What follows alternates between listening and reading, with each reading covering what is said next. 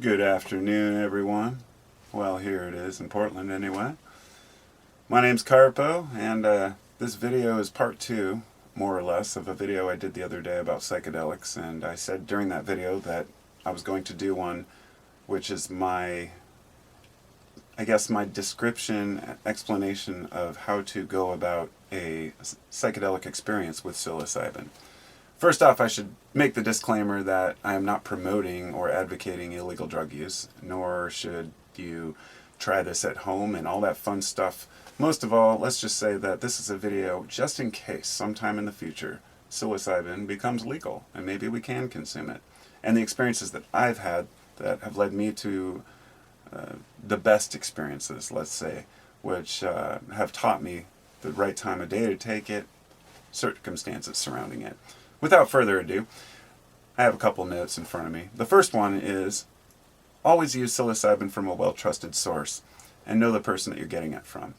This seems obvious. Anybody who is consuming something should know who is growing it and where it comes from. A lot of the confusion with mushrooms surrounds whether or not they're going to grow in somebody's environment locally or someone grows them. Most people hear psychedelic mushrooms and they assume they have to go pick them. What a lot of people don't realize is that a majority of the mushrooms that are consumed in the US are grown indoors. And they are usually Psilocybe cubensis, which is one of the easier growing species. There are a few subspecies of this, but generally you're either going to find those from someone who grows them, or you will find some local ones in your environment. If you live in Florida, you can find cubensis growing wild. If you live over on the west coast here, you might find azurescens growing wild. Or cyanescens, wavy caps, which also grow out here, which are some of the most potent, the azurescens and cyanescens. So regardless of how you acquire it, that will be up to you as an individual. The next part is to find an experienced guide, if possible, and always use the proper set and setting, which is something that you'll hear, but what exactly is the set and setting? The set and setting is your mindset and the setting in which you're experiencing. So my opinion is that the best environment to be in is a soft, comfortable environment. I wouldn't say that a person necessarily has to be cozied up on their couch, but having no distractions, turn off the phone, turn on some quiet music, or something minimal. I prefer music without lyrics and nothing too dark, of course. Pink Floyd has set myself and a few others into some weird mindsets, but that's a different story altogether. And always say thank you. It sounds silly, but saying thank you and giving a blessing to the mushroom, if you will, it's more than just being about spirituality. It's something. It does something to your own mind. It's showing your gratitude and your intentions behind it. That's just my suggestion.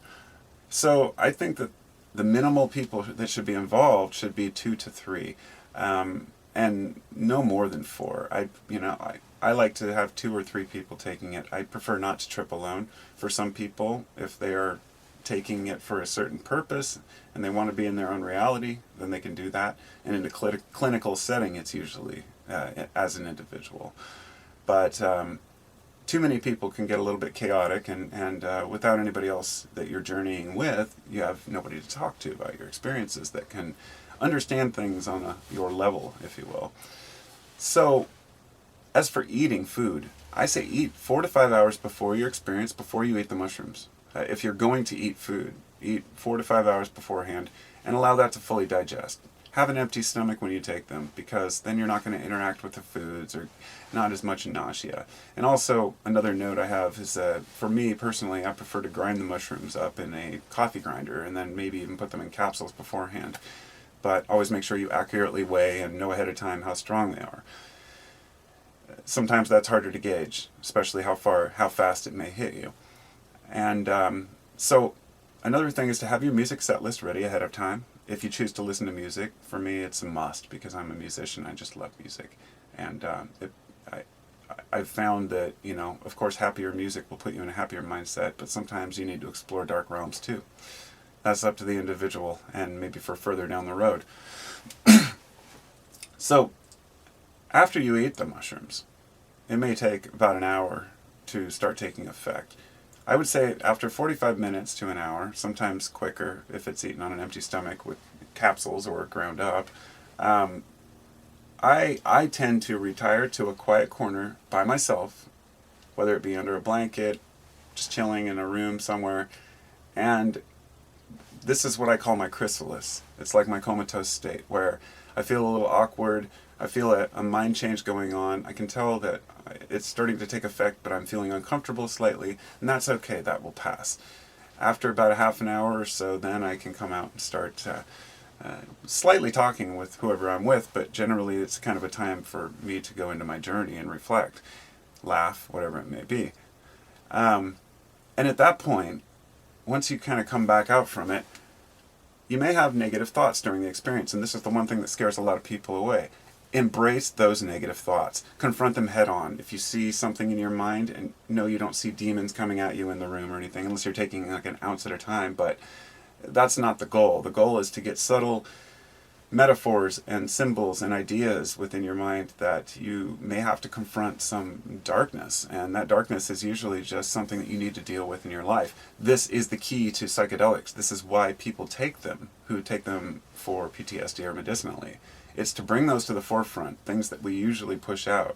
And when you shut down your prefrontal cortex and allow the rest of your brain to start communicating, then you can start realizing things that you've been ignoring for a while. And then you've got the key. So resist nothing and allow it to flow through you. Always remember it will pass, and it always does. I've been trapped in timeless spaces, which I thought I'd never come out of, but I always do. So after the peak, which is, say, you start to take effect, maybe, you're starting to get into your experience an hour after you take them, and maybe about after another 2 hours passes or so, and the peak starts to fade. That's the time when I find it's the best to socialize and talk with your friends or whoever you're with about the experiences you've had, your thoughts about life, open up emotionally. And this is where a lot of people fall short in life, is they can't express themselves to their spouse, to their friends, family, loved ones. And MDMA and psilocybin have allowed people to open up and express that. Of course, LSD too. MDMA is actually used for this more these days, or being studied more as a therapeutic tool, because it's not quite as intense as psilocybin. But MDMA does not introduce you to some of the darknesses that you need to confront, which I find psilocybin helps with. So, what time of day to take them? This is a hard one. I usually end up taking them in the evening, as most people do, especially if you're out somewhere or doing something with friends or over at someone's house, or you plan to do it. Day tripping can be fun, but 4 to 6 p.m. I think is ideal to be able to get to sleep at a decent hour. I prefer like 7 or 8 p.m. and then maybe get to sleep around 1 or 2. The reason is so I keep a normal sleep cycle, and when I wake up, what I've always called the after fry back in my LSD days, the after fry was the next day, where you can just kind of walk around and think about life, and you're not, there's still a subtle effect, a lingering effect, but you're in really just a different headspace where you can see things differently, and you start to understand life in a way that can help you, benefit you, and that's the goal, at least for a lot of us. So, another couple notes I have is, one, keep a voice recorder handy. Just a small pocket voice recorder, even if it's on your phone, whatever it may be. I prefer just a bare bones, like solid state recorder. You're going to have thoughts that you want to be able to write down, and you might not feel like writing, and maybe not, but that's, for me, that's crucial. I never deal with video. I'll never take videos of my experiences and share them or anything like that. It's very private, but some of those notes you want to remember. Second, have snacks and drinks handy. Sounds like a simple thing, but nobody wants to go fumbling for something to drink when you're just trying to relax, if you will. So some of those creature comforts are nice to have around. And either a nice comfortable place in your home, or for me, laying under a giant duvet covered down comforter on an air mattress out in the middle of the woods underneath a huge starry sky with my friend. We split a half an ounce of some pretty strong mushrooms. I think they were golden teachers, and we ended up eating about 7.5 grams each. That night was quite an experience, and it took me to some interesting places. It's my opinion that the larger doses help you confront some of the darker things. But milder doses, I say 3 to 5 grams, is still a pretty heavy dose, but it's what I think I need personally in order to achieve that. But everybody's different. I find smaller doses are just annoying. They're more of a nuisance than they're worth. I'm not into microdosing or anything like that. I reserve psychedelics as sacraments. I find them very useful in my life, but rarely. Even when I have them around or access, I still maybe take them only once a year. And when I do, I make sure that everything is just right. And that's probably why I still am a proponent of them and still do promote them, is because I haven't abused them. I haven't gone overboard, and I've never, taken it and then taken more and more. I have friends and people I've known who have, taken acid continually for a year, for a week or more, and until they're taking like huge amounts, completely pointless and a waste and an abuse of the sacrament, in my opinion. So, be smart, be cautious, be safe, do your research, and thanks for watching. Hope you learned something.